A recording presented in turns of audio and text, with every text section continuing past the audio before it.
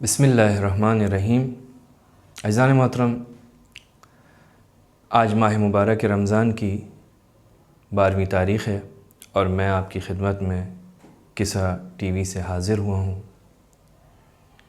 اور اپنی گفتگو کو آگے بڑھاتے ہوئے امام سے منقول 12ویں دن کی دعا آپ کی خدمت میں پیش کرنا چاہتا ہوں۔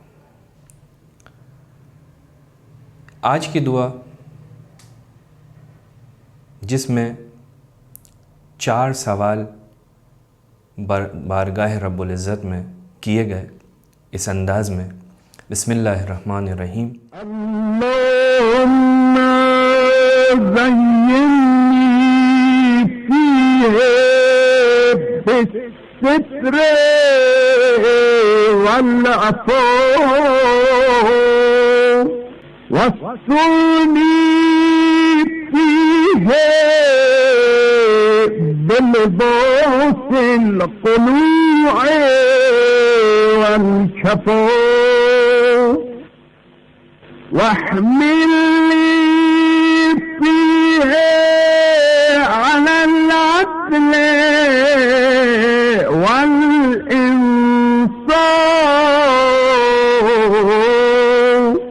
وأعملني فيه من كل ما أخاف بعصمتك يا عصمة الخائفين۔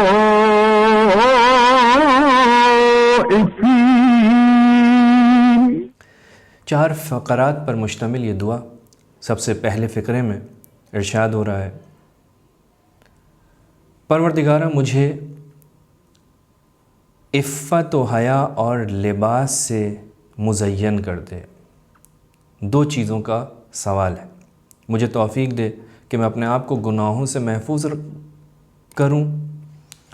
ان گناہوں سے محفوظ کرنے کے لیے 2 چیزوں کی ضرورت ہے، ایک عفت اور ایک لباس۔ لباس جو انسان کو حفظ کرتا ہے، انسان کے ظاہر کو حفظ کرتا ہے، اور عفت جو انسان کے باطن کو حفظ کرتی ہے، محفوظ کرتی ہے، اس کی حفاظت کرتی ہے۔ ظاہری لباس مردوں کا، عورتوں کا مخصوص ایک لباس ہے۔ عورتوں کو کس حد تک اس لباس کی پابندی کرنی ہے، اپنی حفاظت کرنی ہے، مردوں کو کس حد تک، اس کے احکامات اپنی جگہ ذکر ہیں۔ باطنی لباس مجھے عفت اور پاک دامنی کا لباس عطا کر تاکہ میں اپنے نفس کی حفاظت کر سکوں، اخلاقی برائیوں سے بچ سکوں۔ رسول خدا صلی اللہ علیہ وآلہ وسلم فرماتے ہیں کہ خدا کے نزدیک سب سے محبوب عفت 2 چیزوں کی عفت ہے، ایک پیٹ کی اور دوسری شرمگاہ کی عفت۔ اس کے علاوہ بھی دوسرے اعضاء کی عفت کا ذکر روایات میں آیا ہے، فکر پاک ہو، نگاہ پاک ہو، گفتار پاک ہو، کردار پاک ہو، یہ ساری کی ساری پاکیزگیاں یعنی عفیف ہونا۔ حیا، عفت، جناب یوسف کا وہ خوبصورت جملہ کہ جب زلیخا نے بت کے اوپر کپڑا ڈالا تو جناب یوسف نے سوال کیا یہ کیا کرتی ہو؟ کہا مجھے اس سے شرم آتی ہے۔ تو جناب یوسف نے فرمایا کہ مجھے بھی خدا سے شرم آتی ہے جو دیکھتا بھی ہے اور سنتا بھی ہے، تو اس سے شرم کر رہی ہے جو نہ دیکھتا ہے نہ سنتا ہے۔ بس عفت، پاکیزگی، طہارت نفسانی۔ پھر فرمایا وَاسْتُرْنِي فِيهِ بِلِبَاسِ الْقُنُوعِ وَالْكَفَافِ، پروردگارہ مجھے قناعت اور کفاف کا لباس عطا فرما۔ قناعت یعنی پروردگار عالم کی نعمتوں کہ جو آپ کو مجھے عطا کی ہیں ان پر راضی رہنا، جس پر زندگی گزر بسر ہو رہی ہے۔ لیکن قناعت کا یہ معنی نہیں ہے کہ انسان کھانے پینے میں کنجوسی کرے، برے حال میں رہے، برے مکان میں رہے، نہیں، یہ قناعت نہیں ہے۔ قناعت یعنی پروردگار عالم کی دی ہوئی نعمتوں پر راضی رہنا، اور طمع اور لالچ نہ کرنا. ایسا نہ ہو کہ انسان یہی سوچتا رہے کہ میرے پاس کم ہے، میرے پاس کچھ نہیں ہے، میں دنیا میں پیچھے رہ گیا. نہیں، یہ انسان پر افسردگی طاری کر دیتی ہے. ایسے انسان کا زندگی گزارنا مشکل ہو جاتا ہے. مولا علی فرماتے ہیں کہ قناعت بے نیازی کا نام ہے. بس قناعت مجھے عطا فرما. مجھے کیا عطا فرما؟ کفاف عطا فرما. کفاف یعنی جو کچھ ہے بس یہی ہے، کافی ہے. رسول خدا کا ایک مقام سے گزر ہوا، ایک بکریاں چرانے والا جا رہا تھا. رسول خدا نے اسے دودھ کا تقاضا کیا. اس نے ایک پیالہ رسول کی خدمت میں پیش کیا. جب رسول نے دودھ پیا تو اس کے بعد اس کے لیے دعا کی، خدایا اس کی ضرورت کے مطابق اس کو عطا کر. رسول اصحاب کے ساتھ آگے بڑھے، دوسرے مقام پر پہنچے. وہاں پر بھی ایک بکری والا بکریاں چرا رہا تھا، اس سے دودھ کا تقاضا کیا. اس نے منع کر دیا. جب اس نے منع کیا تو روایت کہتی ہے کہ رسول خدا نے اس کو دعا دی، پروردگارہ اس کے مال و دولت عطا کر. اصحاب نے پوچھا یہ کیا؟ کہا حقیقی دعا وہی ہے کہ جو جس کی ضرورت ہے اس کے مطابق اس کو عطا ہو، کیونکہ زیادہ مال و دولت انسان کی زحمت کا سبب بنتا ہے. تیسرا فقرہ وَاحْمِلْنِي فِيهِ عَلَى الْعَدْلِ وَالْإِنصَافِ. پروردگارہ مجھے عدل و انصاف کرنے پر وادار کر. ہر انسان اس صفت کو پسند کرتا ہے.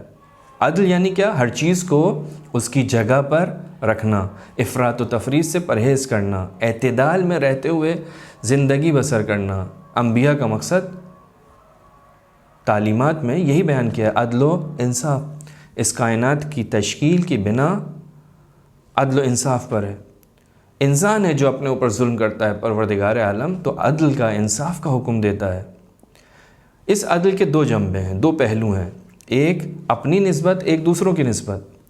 اپنی نسبت یعنی اپنے کاموں کو صحیح طریقے سے انجام دینا، خدا کی عبادت کرنا، یہ عدل ہے. خدا کی عبادت عدل ہے کیونکہ خدا کا حق ہے.